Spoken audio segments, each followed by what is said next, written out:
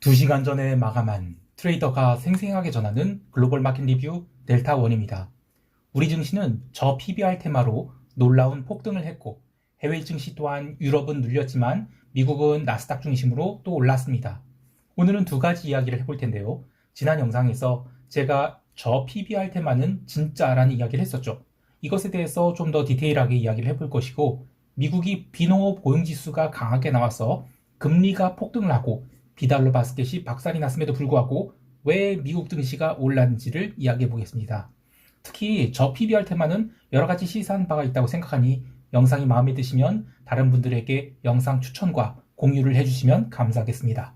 자, 그럼 아시아 세션 리뷰 시작합니다.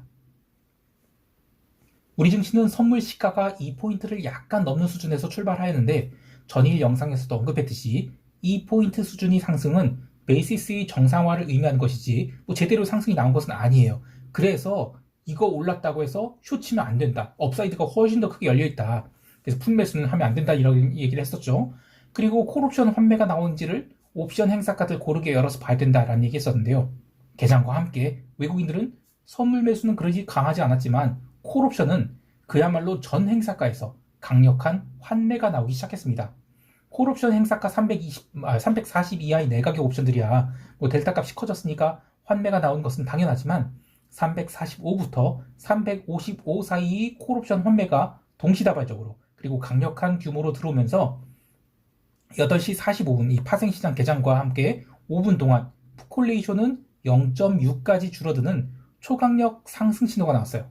참고로 이 API를 활용하실 수 있는 분들께 뭐 늙은 트레이더로서의 팁을 하나 드리면 풋콜레이션을 1일 종가 기준으로 보는 건 저는 아무런 의미가 없다고 봐요. 그런데 단위 시간을 쪼개서 30초나 1분 단위로 보면서 그룹을 한 세 수로 나눠보세요. 내가격 옵션 그룹, 등가격과 1, 2 외가격 그룹, 그리고 3 외가격 이상의 그룹, 이거 감마가 살아날 수 있는 그룹이죠. 이렇게 나눠서 풋콜레이션을 보시고 또 미결제 약정 감소를 가중치로 부여해서 A, B, C 이 세 가지 그룹 모두 미결이 감소 중이다. 그러면 이거는 해당 방향으로 강력한 시세가 나올 것이다. 이렇게 보시면 될 것 같아요. 자, 그렇게 이제 8시 45분부터 9시까지만 해도 엄청난 콜옵션 환매가 이루어졌어요. 그리고 9시 현물 개장과 함께 또 저 PBR 주식 테마가 불면서 대형주 매수가 강하게 들어왔죠. 이때도 10분 동안 2천억이 현물 매수가 있었어요. 어마어마한 강세입니다. 선물도 10분 만에 2,500억 매수가 들어왔죠. 자, 오늘의 상승은 한국 증시 역사에 남을 중요한 상승 중 하나라 보는데요. 다음과 같은 재료들이 동시다발적으로 작용해서 큰 상승이 나온 것으로 봐요. 자, 첫 번째는 2월물 옵션 만기가 지금 일주일 내로 들어왔죠. 그래서 콜옵션 감마가 살아나기 좋은 조건인지라 대형주의 시세를 내기 좋은 상황이었는데 마침 외국인들이 콜옵션 외가격을 이틀 연속으로 굉장히 많이 샀어요. 자, 두 번째는 글로벌 증시 대비 우리 증시가 지금 상대적으로 저평가 상태에 있기 때문에 현물 매수를 하는 것이 부담이 적어요. 월드 인덱스 내에서 그 비중이 낮은 상태이기 때문에 그냥 마켓 퍼포먼스 수준으로만 당겨도 괜찮거든요. 자, 세 번째는 월말 마감인지라 패시브 투자자들이 주식 매수를 해야 되는 마지막 날이기도 해요. 그래서 내가 이번 달에 한국 증시가 언더퍼폼하고 있었으니까 주식을 안 사다가 이거 마켓 퍼폼하겠네? 그러면 그냥 마지막 날이라니까 질러야 되는 거죠. 자, 네 번째는 선물 미결제 약정이 텅텅 비어 있어요. 그래서 방향성을 잡기가 상대적으로 편한 날. 뭐 하여튼 종합예술과도 같은 매수 찬스가 된 거예요. 보는 분들이 별로 없으시겠지만 개별 주식 옵션들 보면 현대차 주식 옵션은 이틀 사이에 100배가 넘는 시세가 났어요. 이러다가 뭐 미국처럼 뭐 리테일이 그 주식 옵션 거래에 뛰어드는 것은 아닐까 싶을 정도로 흥분되는 시세가 나는데요. 저는 이게 주식 옵션 변동성 상승의 시작이라고 보고 있어요. 저 P 레이쇼, 그리고 저 PBR, 요 이유가 무엇인지를 좀 생각해 봐야 되는데, 그동안에 관심이 없었기 때문에 낮은 비율을 유지한 것이죠. 자, 그런데 이들 종목에 관심이 생겼다는 것 자체가 밸류에이션 상승을 의미하는 것이고요. 코로나 이후의 트렌드인 압축적 매수와 청산이 반복되면서 급등락이 생긴다. 그러면 변동성이 오를 수밖에 없죠. 자, 여기서 제 주식 이야기를 좀 해볼게요. 지인들은 알고 계시겠지만 저는 아주 오랜 기간 동안 매매를 하지 않고 이 옵션 매도를 위해서 대웅증권으로 쓰고 있는 주식이 있어요. 과거 면세점 붐이 일었을 때는 뭐 20만 원 넘었던 주식인데 지금은 4분의 1 토막 상태로 놀고 있죠.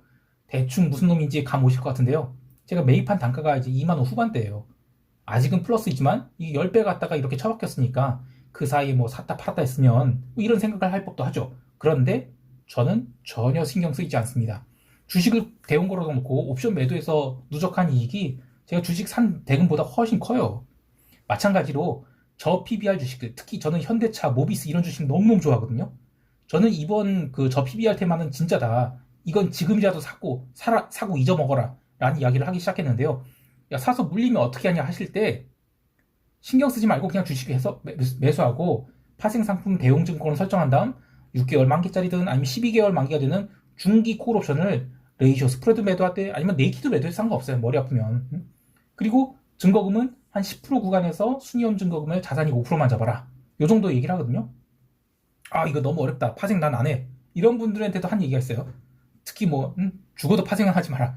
이런 분들에게는 그 저 PBR 주식들 그리고 코스피 200 지수의 2월 5일 월요일자 종가 비율을 1이라고 하고 저 PBR 주식이 기준 대비 고평가 그러니까 1 이상일 경우에는 1단위 매수해라. 그리고 저평가 1 이하일 때는 저 PBR 주식을 2단위 매수해라.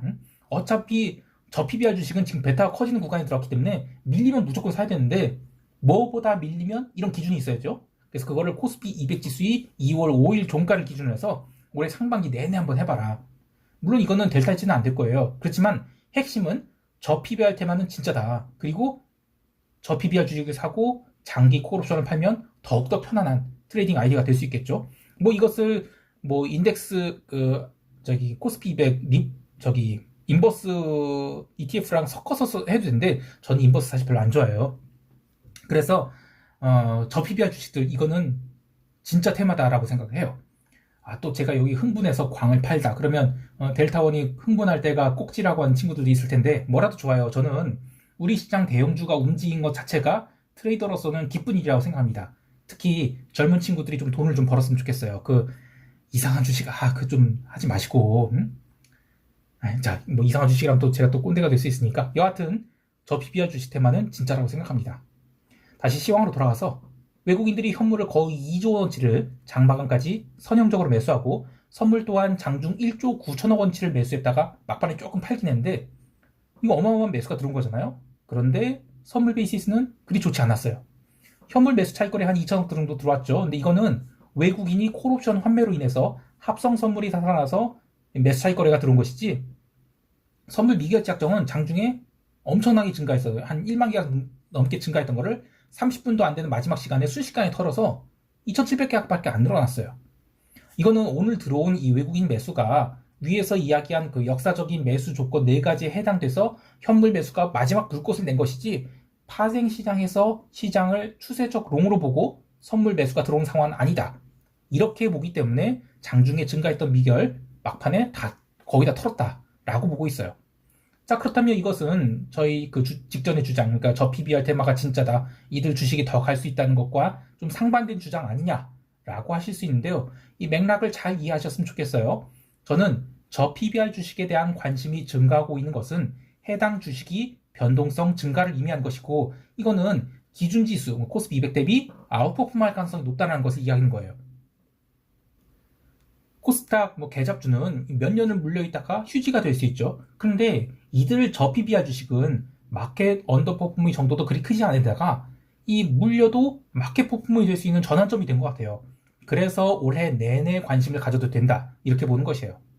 여기에 파생을 하실 수 있는 분들은 장기 콜옵션을 조금 팔아갖고 해지를 하는 것을 권해드리는 것이죠. 하지만 개별 주식 옵션만큼은 저는 손대지 않으셨으면 좋겠어요. 자, 시황이 너무 길어지니까 이것은 다른 기회에 이야기하도록 하겠습니다. 다시 시황 돌아와서 옵션 시장을 보면 콜 클래스의 옵션에 대량 환매가 나타나면서 지수의 상단이 350이 아니라 357, 그러니까 종합주가 지수 2650선까지 열리게 됐습니다.